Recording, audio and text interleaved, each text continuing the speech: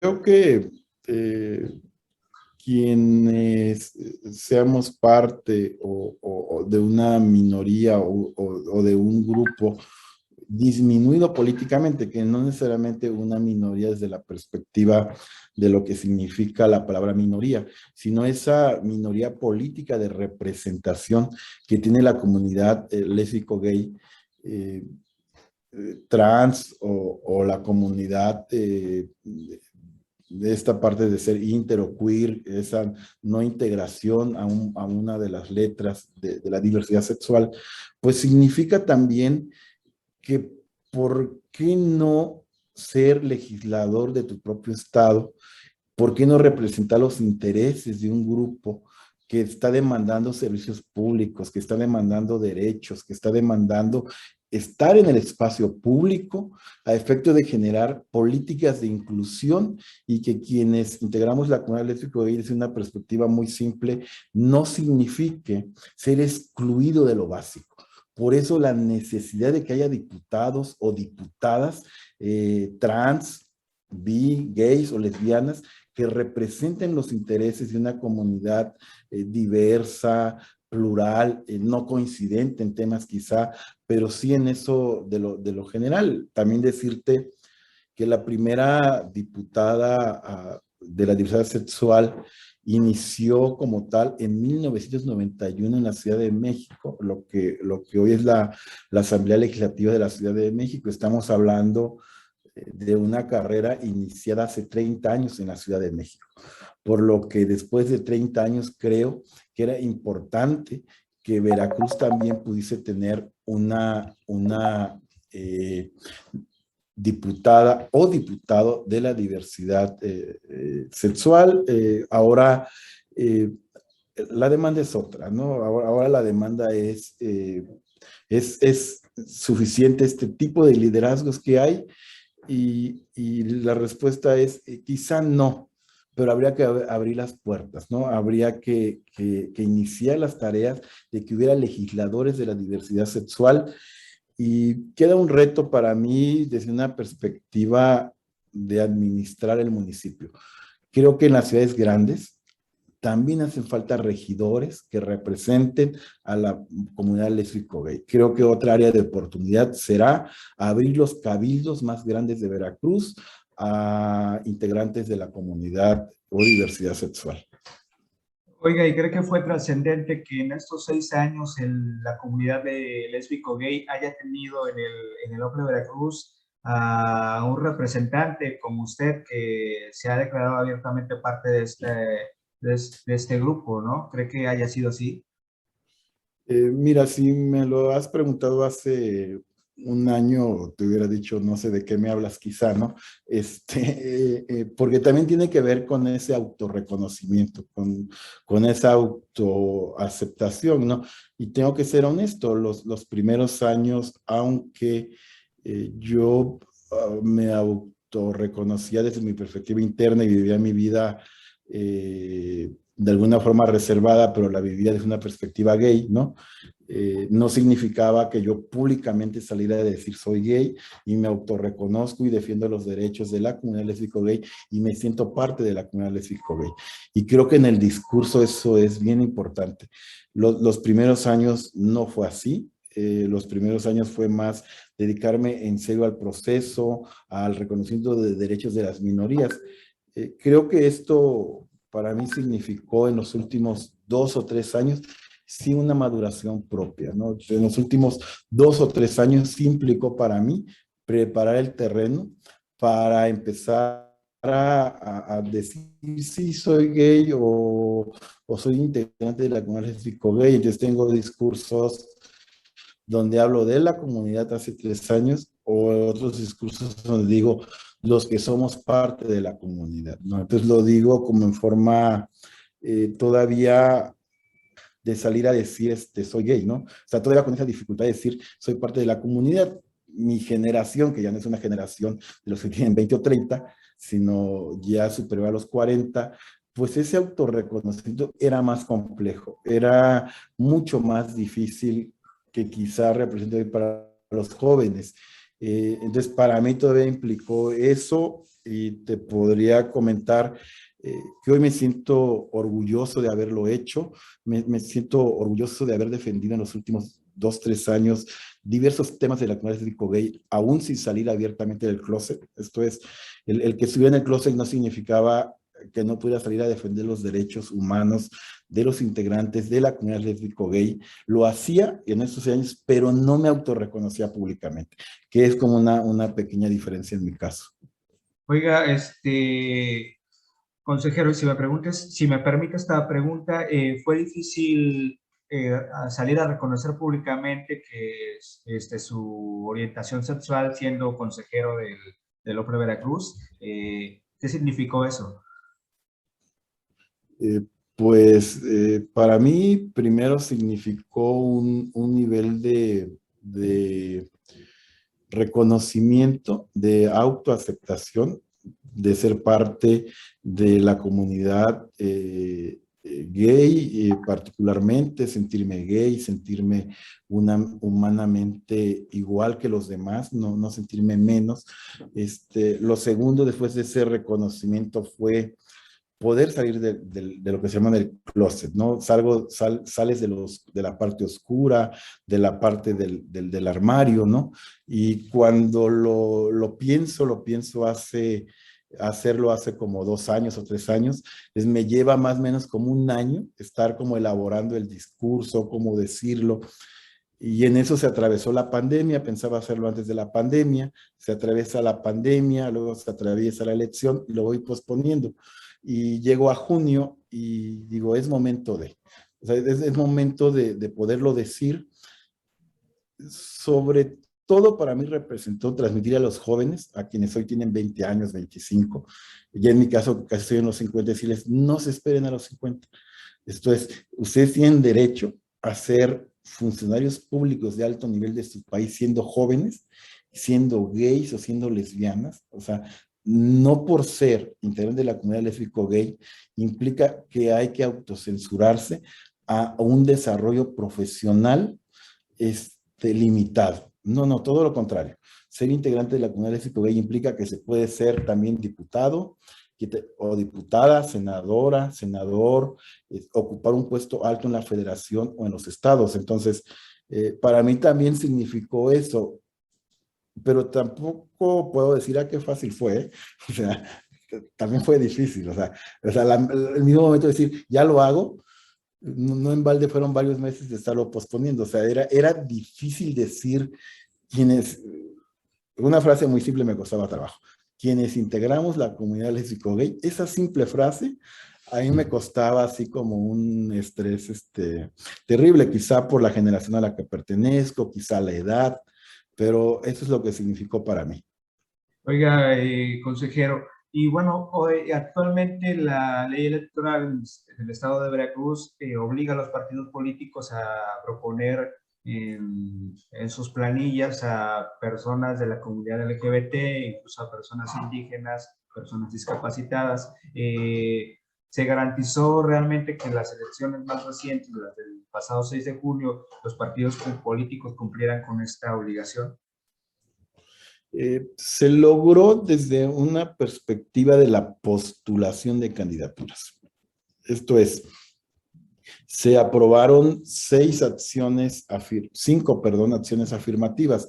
Entre esas acciones afirmativas estaban los pueblos originarios o la población indígena, la comunidad LGBTTIQ y más, los jóvenes, las personas con discapacidad, y al final lo que yo te podría comentar de esto es que no se logra un nivel de inserción de candidatos ganadores ya al momento de quienes fueron electos. Esto es,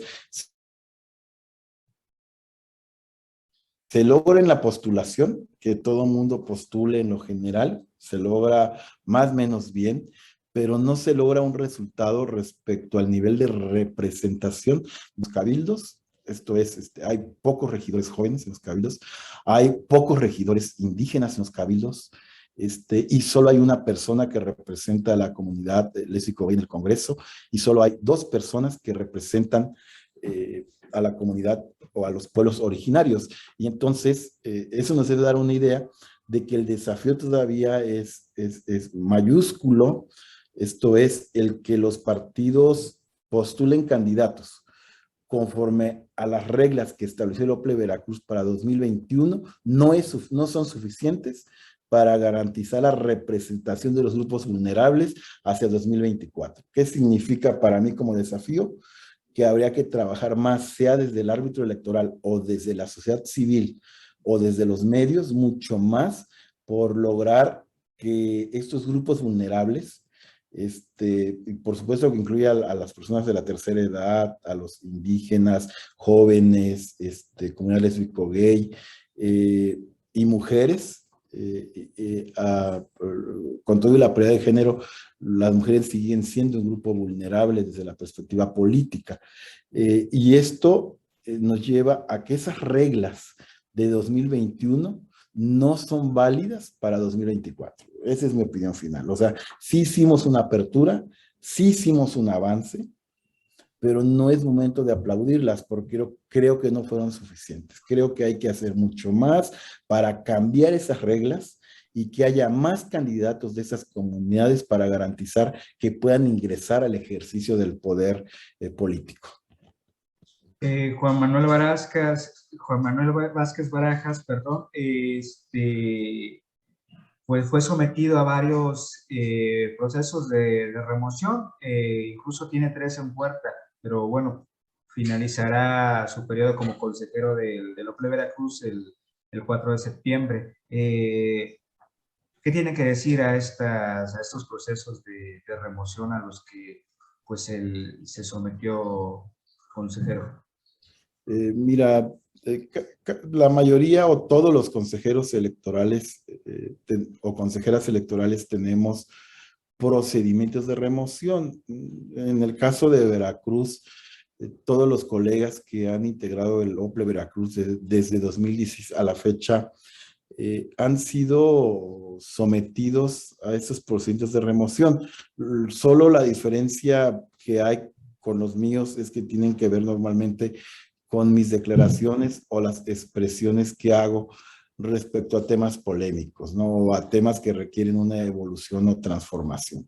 Entonces, tuve 2 de ellos vinculados a mis propuestas de evolución y transformación y de tener un mejor árbitro electoral, ¿no?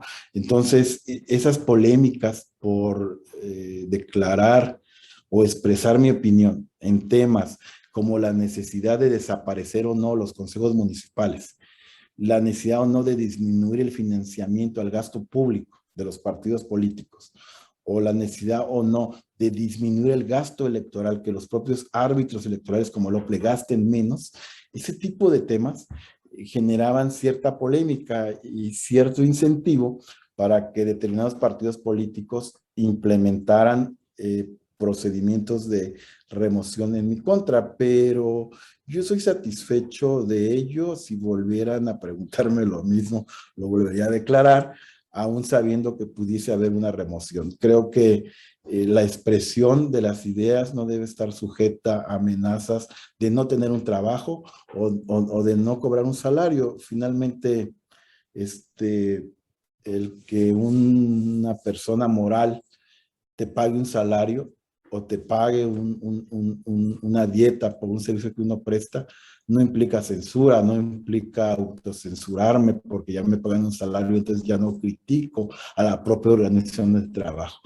Entonces, una de las demandas que más tuve en los últimos 3 años, de 2018 a la fecha, era que renunciara en función de que yo criticaba mucho a los OPLES a nivel nacional. Entonces, si había reunión nacional de consejeras o consejeros de los 32 OPLES, era casi el pedimento especial. ¿Por qué no renuncias si tú no compartes la postura de los OPLES en general? Entonces, era el cuestionamiento a un tema para mí muy simple.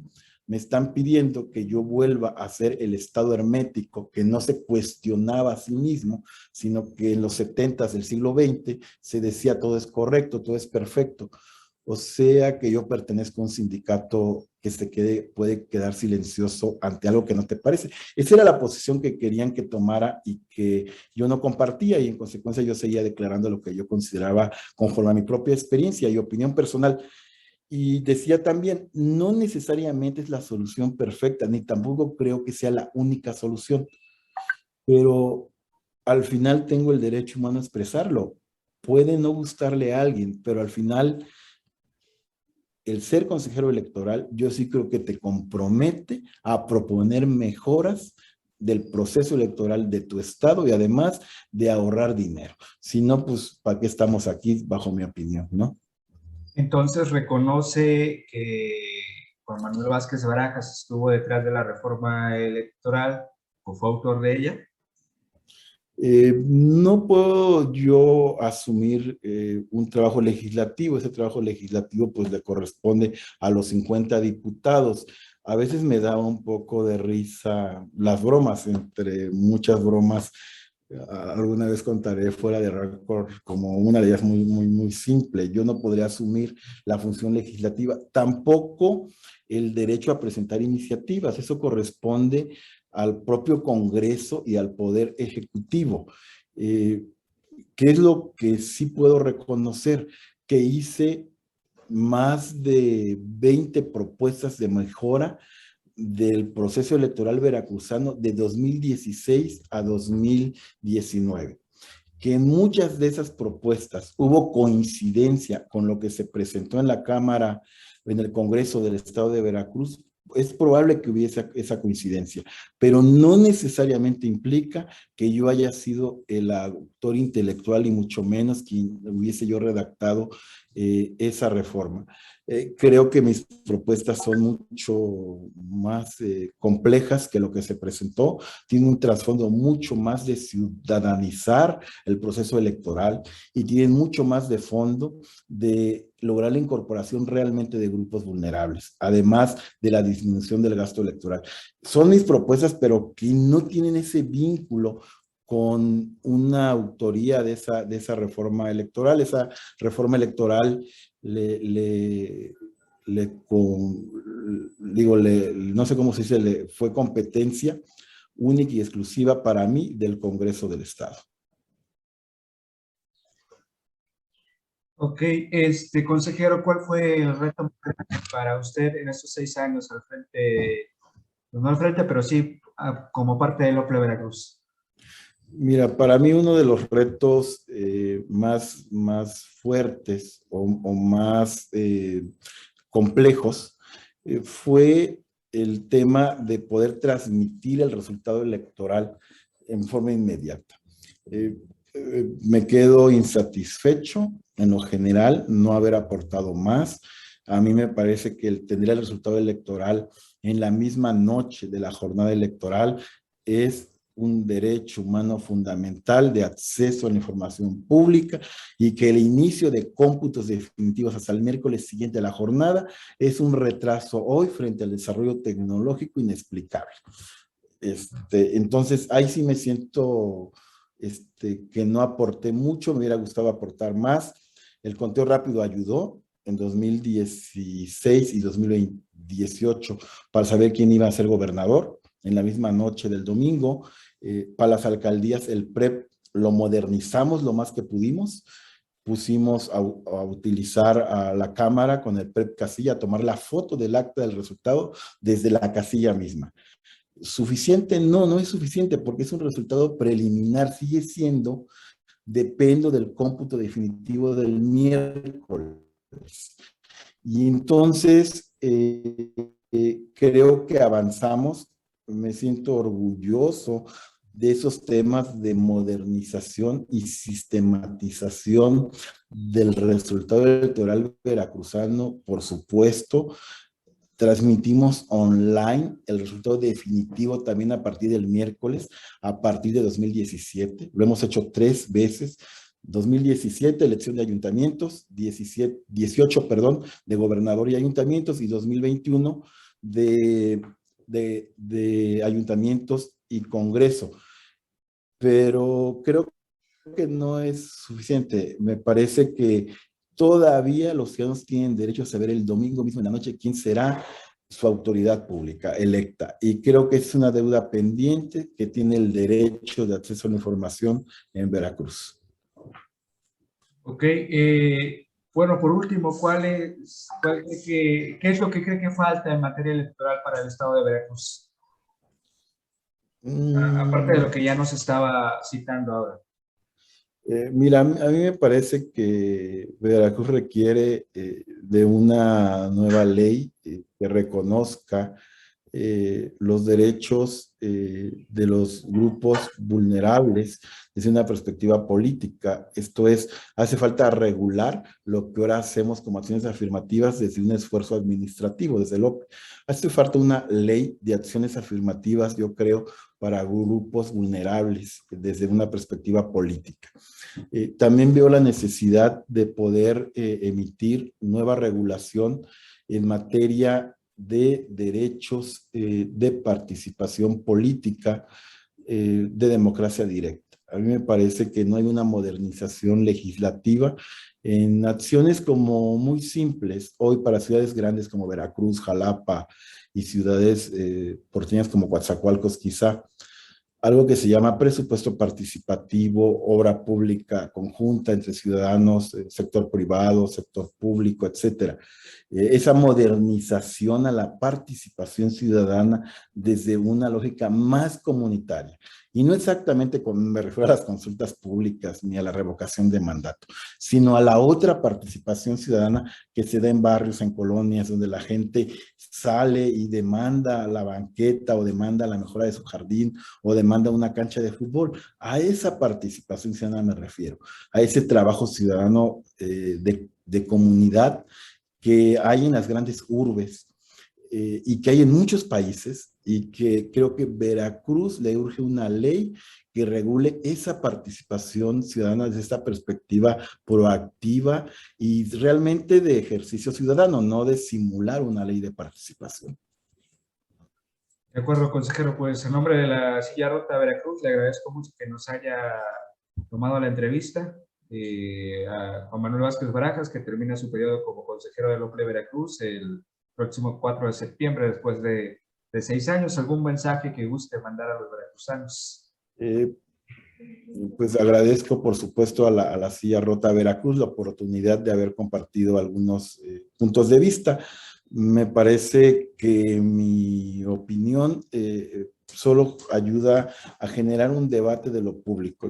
Mi mensaje principal a las y a los ciudadanos de Veracruz es que no signifique la alternancia en el poder público, ni la celebración de elecciones, una perspectiva que ahí acaba la democracia. Ahí apenas inicia la democracia. La democracia es lo público, la democracia es que podamos caminar en la calle sin miedo, que podamos ser parte de las decisiones públicas, de poder transitar, de poder salir de vacaciones o de decidir quedarte en tu casa sin que implicara algún riesgo. Y eso es vivir en democracia, ser incluido, sentirse respetado, sentir derecho a tener vida. Entonces, mi mensaje a los ciudadanos de Veracruz es: hay que generar espacios democráticos, no bastan las elecciones con alternancia, hay que generar un espacio de fraternidad, y creo que generar un espacio de fraternidad es buscar generar condiciones de vivir en un ambiente democrático, y creo que la democracia no solo es electoral, también se vale la democracia en el trabajo, también se vale la democracia en la familia, y también se vale la democracia en la esquina o en la calle. Entonces creo que generar ese ambiente democrático es responsabilidad de todos y no solo de las autoridades. Ese sería mi mensaje. Pues muchas gracias, consejero.